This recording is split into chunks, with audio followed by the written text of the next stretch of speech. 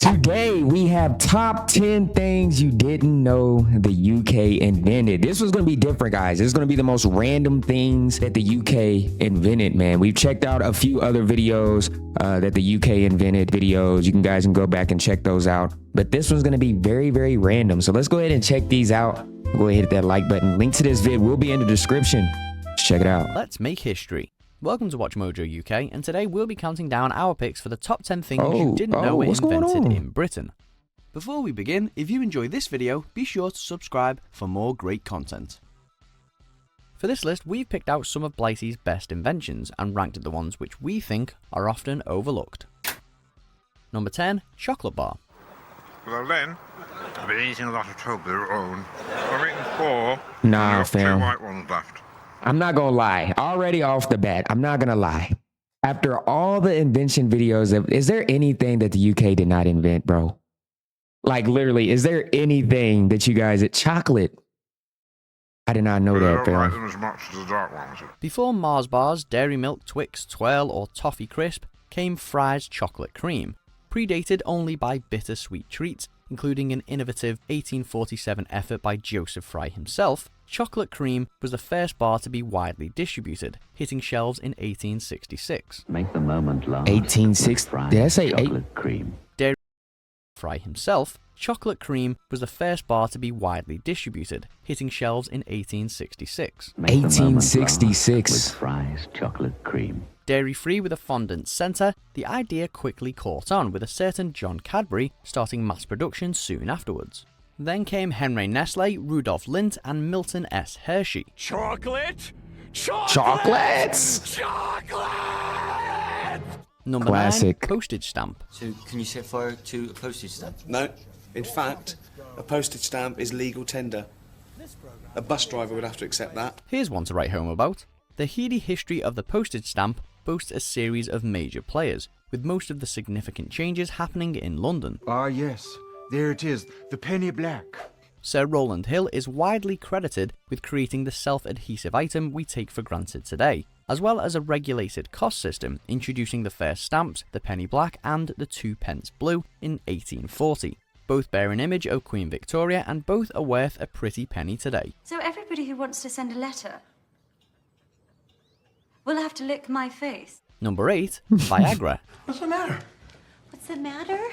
You just took a Viagra to have sex with me. What? I thought it would make it better. Sex is something of a specialist subject in British history. First, the vibrator was conceived by an 1880s physician who sought a cure for female hysteria, and then male impotence was solved largely by accident. Nah, brother. I'm convinced there's nothing that you guys have not in Viagra, bro. Vibrators as well. Like y'all, we went from imagine y'all, we went from chocolate to Viagra to vibrators. Like, come The on, effects man. of sildenafil, or Viagra, were discovered in 1991, when a group of Kent-based Pfizer employees were researching a proposed new treatment for angina.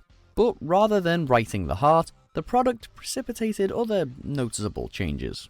The findings were quickly turned into a pill, sparing bedroom blushes worldwide. You can't. Took Viagra. Number 7, table tennis. In truth, the UK is responsible for, or it had a major hand in, the development of countless sports. Badminton, that was us. Cricket, obviously. Rugby, football, snooker and bowls, all at least partly British. Squash was invented at Harrow, netball at Hampstead College, and modern golf is Scottish. But we've singled out table tennis. For the first time, a father and son are playing each other in the World Table Tennis Final, and neither of them are Chinese. An Olympic sport since 1988, it began in Victorian England as a popular parlour game. Using improvised nets and paddles, players played over a dining table, often serving golf balls to their opponent. Somebody said world peace was in our hands, but all I did was play ping pong. Nah, Forrest Gump Number was 6, him. flushing toilet. While there is evidence that early civilizations used water to sanitize toilets, it wasn't until Tudor England that a recognizable flush system emerged. Oh God, I beg you, please, if you make this water go down. So actually, the one that we reacted to, I think it was yesterday, actually mentioned that the UK invented the flush. And I will serve you for all of eternity. Sir John Harrington led the way, installing a basic model for Elizabeth I at Richmond Palace. but it was almost 200 years before this throne became a household convenience. How about a courtesy flush over there? Oh. South Yorkshire's Thomas Crapper perfected the U-bend in 1880. At the Great Exhibition in 1851, purpose-built WCs were all the rage. Number 5. Guillotine. Though best known for cutting through French history, this deadly device was actually a British idea. Beheading was a popular way of executing criminals in the Middle Ages, but all that wielding of swords soon got tiresome. While the guillotine was named after a French doctor, early versions are recorded as far back as the 1200s in northern England and Scotland. The Halifax gibbet featured a crude axe head on a wooden board, while legend says the Scottish maiden was used to behead an earl who helped install it. Number 4. Jet engine. Historically, war forces ideas. Yeah, this one was mentioned in the last one as well. Top Gun. Now that's a classic, the military bro. tank was devised by the Brits for World War I, supposedly inspired by a H.G. Wells story. Then came pioneering advances in the skies. The first patent for the jet engine was filed by Sir Frank Whittle in 1930, but Whittle's revolutionary ideas weren't realised until midway through the Second World War, by which time a German designer had already adapted his plans. Furthermore, Whittle's ideas were also shared with America, meaning Britain missed its head start for their commercial applications too. To gain control, you gotta lose control, right? I can't hear you! Number 3. IVF. Introduced in the 70s, in vitro fertilization flipped some of our most fundamental ideas about human biology. How many times have you tried now? 3? 9. The last 2 were in vitro. Developed for the most part by Patrick Steptoe and Robert G. Edwards, it proved that a successful pregnancy could be initiated outside of the human body. Louise Brown was the world's first so-called test tube baby, conceived in a petri dish and born in Oldham. Well, given your situation, the options with the greatest chances for success would be surrogacy or insemination using a sperm donor. The birth raised ongoing ethical questions, but the procedure has become an increasingly available option, with more than 250,000 IVF babies already born in the UK. What does that mean? It means that my guys won't get off their bark-loungers, and you have a uterus that is prepared to kill the ones that do. Number 2. Digital audio player. Otherwise known as portable media player and MP3 player, almost famously, an iPod. You'd be forgiven for thinking that these devices came straight out of Silicon Valley, but no. The gadgets were first thought up by Kane Kramer, a London-based serial inventor who designed the iXi in 1979. She's making playlists.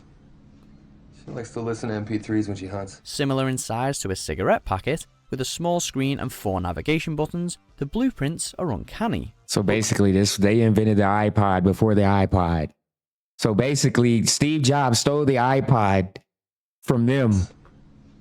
She likes to listen to MP3s when she hunts. Similar in size to a cigarette packet, with a small screen and 4 navigation buttons, the blueprints are uncanny. But Kramer's patent expired a decade later, leaving others free to act on his ideas, and that they did. Steve Jobs. Number 1. Motion pictures. We finish with Britain's mass of media breakthroughs.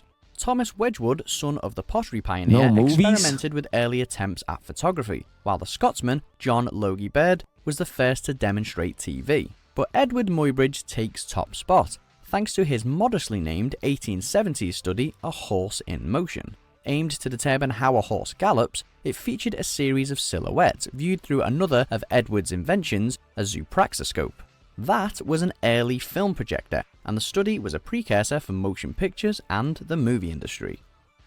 Do you agree with our picks? Oh, no, this was dope. This was a dope video because there was a lot on here that was kind of random, but good to know. Like motion pictures, that has not been on any of the videos we checked out. The digital audio player is different. The IFV jet engine, we knew that. The guillotine, how you spell it? How you pronounce that? A guillotine? Flushing toilets, we knew that. Table tennis, bro, that's one right there that surprised me, bro. And Viagra, that's insane. That's insane. And chocolate. Chocolate was wild as well. I'm not a huge chocolate fan, but that's dope. Look, man, comment down below y'all thoughts, man. If there's any that he missed off that you think is like crazy or wild, let me know in the comment section below. If you guys enjoyed this one, stay tuned for the next one, man. Peace.